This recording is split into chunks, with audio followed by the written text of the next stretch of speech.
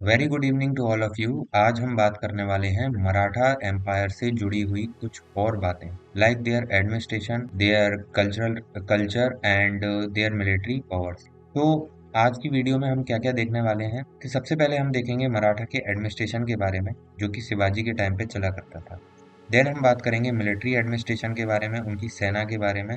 Then बात करेंगे Mary time supremacy की, यानी navy and their securities. Then बात करेंगे जुडिशियल सिस्टम की, कि उनके टाइम पे जो फैसले वगैरह लिए जाते थे, जो भी जुडिशियल सिस्टम था वो उसके बारे में।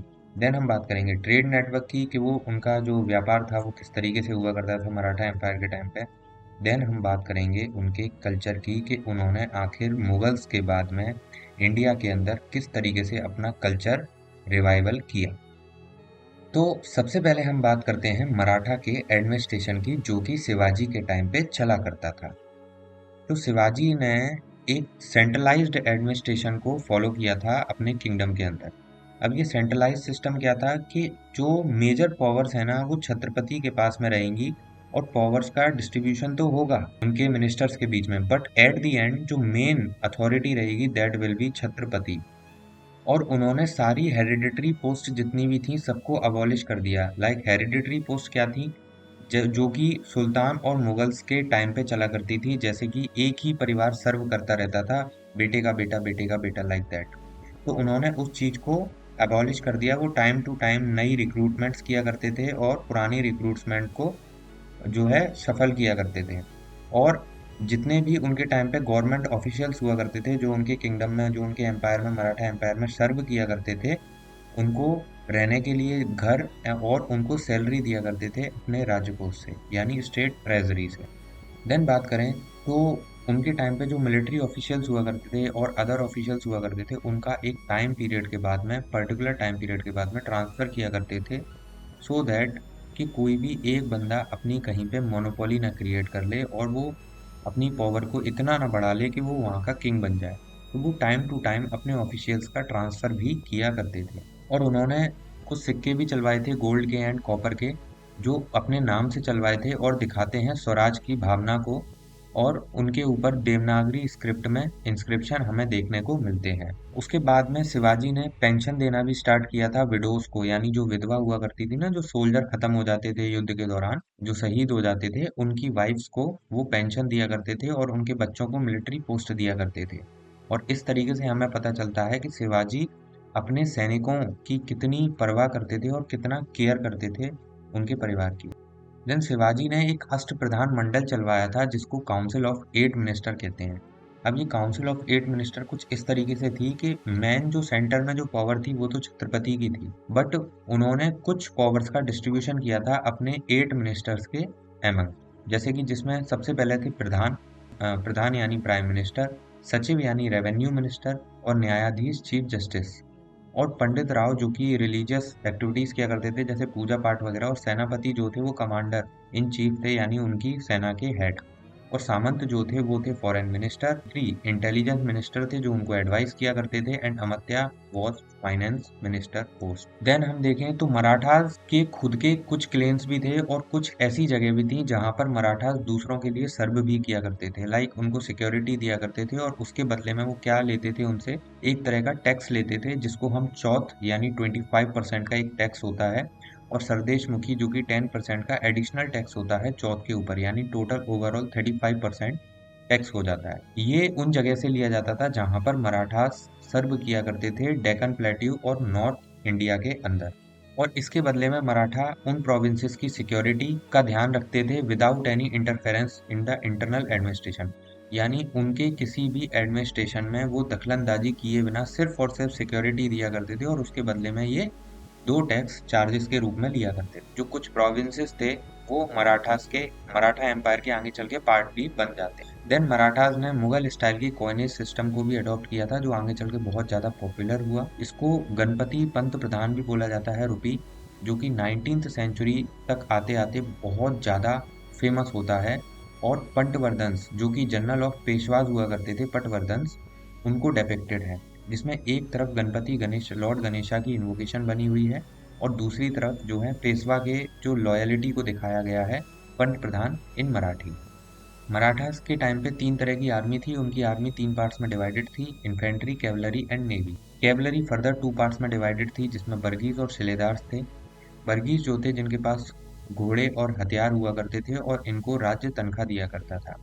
जबकि शिलेदार्स वो लोग थे, इनके पास भी घोड़े और हथियार थे पर इनको राज्य तनख्वाह नहीं देता था। ये खुद से अपनी तनख्वाह का अरेंजमेंट किया करते थे, लाइक टैक्सेस वगैरह की तरह। देन 18th सेंचुरी तक आते आते मराठास ने देखा कि यूरोपियन स्टाइल की जो ट्रूप्स हैं उनकी सुपीरियरिटी बढ़ रही है, क्योंकि वो बहुत ज़्यादा डिसिप्लिन होते थे और आर्टिलरी भी बहुत अच्छी हाई लेवल की यूज़ करते थे और टाइम टू टाइम अपने ट्रूप्स को सफल एंड रिक्रूट किया करते थे।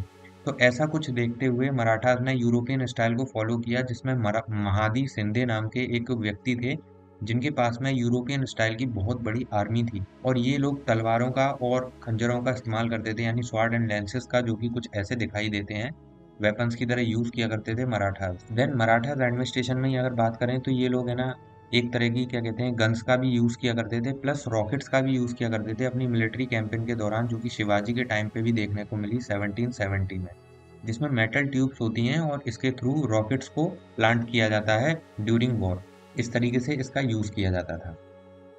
देन ये कुछ टेरिटरी है जो कि मराठा एम्पायर की है, जिसमें कुछ किले दिखाए गए हैं, आप इनको देख सकते हैं एक बार। देन रामचंद्र पंत अमत्या जो कि फाइनेंस मिनिस्टर थे शिवाजी के टाइम पे, उन्होंने अपने एक वर्क जो कि आनंद पत्ते है, द रॉयल एडिक्ट है, उसमें बताया कि शिवाजी के टाइम पे मैरीटाइम सुप्रीमेसी बहुत ज्यादा हुआ करती थी, यानी नेवल जो नेवी की पावर थी वो बहुत ज्यादा थी और उन्होंने वेस्ट कोस्ट को नेवी के थ्रू ही सिक्योर किया था। 18th सेंचुरी के ड्यूरिंग कनौजी आंग्रे जो कि मराठास की विक्ट्री में बहुत ज़्यादा हेल्पफुल बने, एक फेमस सन थे जो कि मराठास को काफ़ी नेवल वॉर्स जितवाई इन्होंने, क्योंकि जैसा कि मराठास के पास में उतने ज़्यादा हाईली रिच्ड वेपन्स तो थे नहीं, पर फिर भी इन्हीं की वजह से मराठास कैपेबल थे मोस्ट ऑफ द विक्ट्रीज में। जैसा कि मैंने आपको बताया कि मराठास के जो शिप थे ना वो बहुत ज़्यादा एडवांस तो नहीं थे यूरोपियंस की तरह। तो जो यूरोपियंस की मेन पावर थी वो क्या थी, उनकी नेवी इंडिया के अंदर। और इंडिया के लोग जब नेवल ट्रेड करने जाते थे तो यूरोपियंस ने एक स्कीम चलाई थी, एक रूल चलाया था कि इंडिया के लोगों को पास बनवाने पड़ते थे और उन पास को दिखाना पड़ता था। अगर किसी शिप के पास में वो पास नहीं होता था तो उसको आगे नहीं जाने देते थे। तो इस चीज़ से बहुत ज़्यादा परेशान हो जाते हैं कन्नौजी आंग्रे और एक फ्रस्ट्रेशन दिखाते हुए मराठास जो है वो चैलेंज करते हैं इंडिया के अंदर आने वाले यूरोपियंस को for the same thing as passes, demanding passes. तो इस तरीके का कुछ एक नेवल इमेज है। देन हम बात करते हैं जुडिशियल सिस्टम की। तो मराठास के टाइम पे जो जुडिशियल सिस्टम था वो कुछ इस तरीके से था कि उस टाइम पे डेथ पेनल्टी तक दी जाती थी और इसमें क्या है कुछ फेमस ऑफिशियल्स एंड कुछ कुछ प्रसिद्ध लोग बैठा करते थे, जिसको हम पंचायत बोलते हैं। पंचायत ये आज वाली पंचायत नहीं है, ये उस टाइम पे लोकल गैदरिंग हुआ करती थी बड़े बड़े लोगों की। तो बहुत ही समझदार लोग इसमें बैठते थे और अपने फैसले सुनाया करते थे। अगर कोई इंसान इन फैसलों से सेटिस्फाई नहीं होता है तो वो उसके पास एक और राइट था कि वो मराठा चीफ के पास में जा सकता है और उनसे विनती कर सकता है। देन ये जो रूल्स थे ये मेजरली बहुत सारी सिटीज में, बहुत सारे टाउन्स में फेमस थे उस टाइम पे, लाइक पुणे एंड इंदौर। और कोतवाल और पुलिस जैसे कुछ पोस्ट भी इन इस टाइम पे बनी हुई थी जो कि लॉ एंड ऑर्डर को मेंटेन करती थी शहर के अंदर।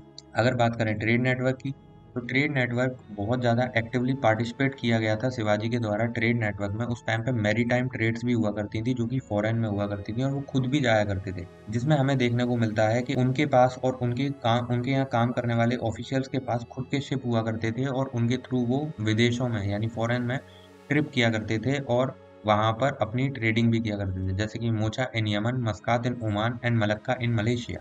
और इनमें से कुछ शिप्स जो थे वो सामान को ले जाया करते थे, जैसे कि gold and textile etcetera.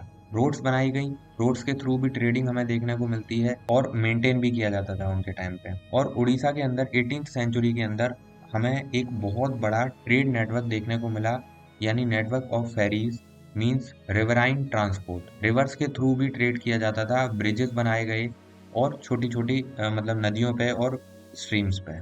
Then इस तरीके का कुछ ट्रेड नेटवर्क था मराठास का। देन कल्चरल रिवाइवल की बात करें तो कल्चरल रिवाइवल देखने को मिला, जैसा कि मुगल्स के बाद में इंडिया का कल्चर बहुत ज़्यादा चेंज हो चुका था।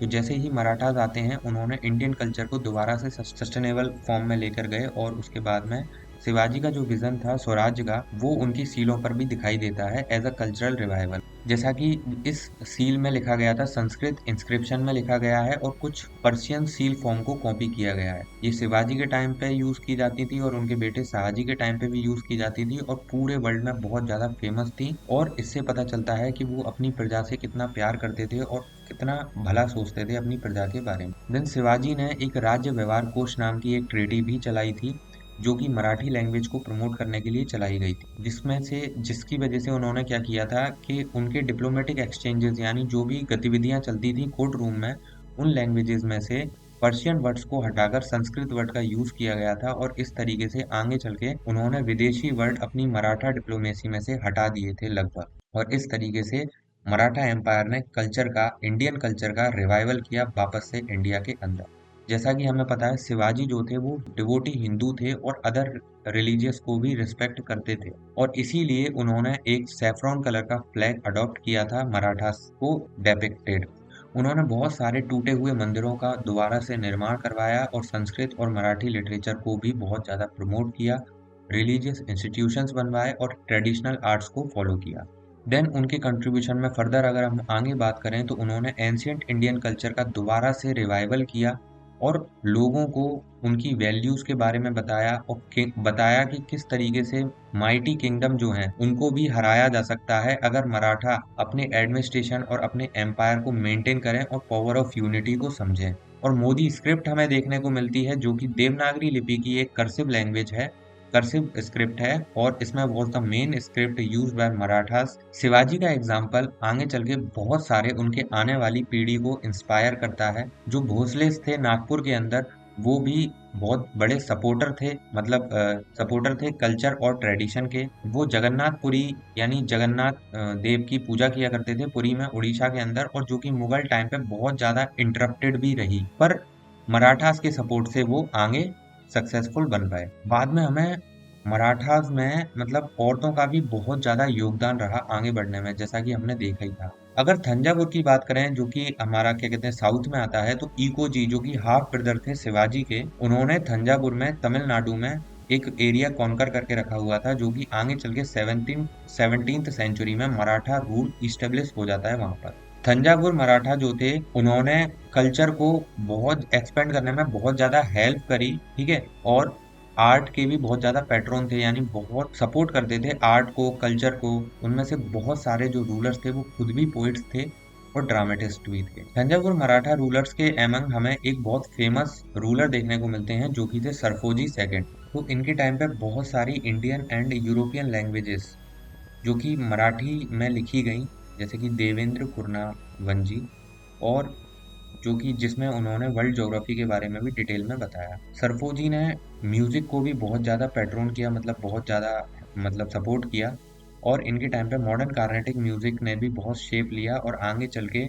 बहुत सारी क्लासिकल डांस फॉर्म्स भी हमें देखने को मिलती हैं, जैसे कि भरतनाट्यम। सरफोजी जो थे वो बहुत ज़्यादा इंटरेस्टेड थे मेडिसिन की स्टडी में, और इन्होंने आगे चल के धनवंतरी महल करके एक सेंटर ऑफ मेडिसिन चलाया, जहाँ पर बहुत सारे लोगों का इंडियंस के ट्रीटमेंट की सुविधा अवेलेबल थी। और उन्होंने प्रिंटिंग प्रेस को भी सपोर्ट किया। भोसले फैमिली की पूरी हिस्ट्री बृहदेश्वरा टेम्पल जो कि तंजावुर के अंदर सिचुएटेड है, वहाँ के इंस्क्रिप्शंस में लिखवाई थी, और ये इंडिया का सबसे लार्जेस्ट सिंगल इंस्क्रिप्शन है इंडिया के अंदर, जो कि कुछ ऐसा दिखाई देता है। और मराठा एम्पायर से इंस्पायर्ड होकर आगे चल के बहुत सारे इंडियन रूलर्स के अंदर खुद को गवर्न करने की ताकत आई और बहुत कुछ सीखा भी, और इंडिया की फ्रीडम मूवमेंट में भी बहुत हेल्पफुल हुए मराठा एम्पायर का स्वराज्य का idea. This is all about the Maratha empire.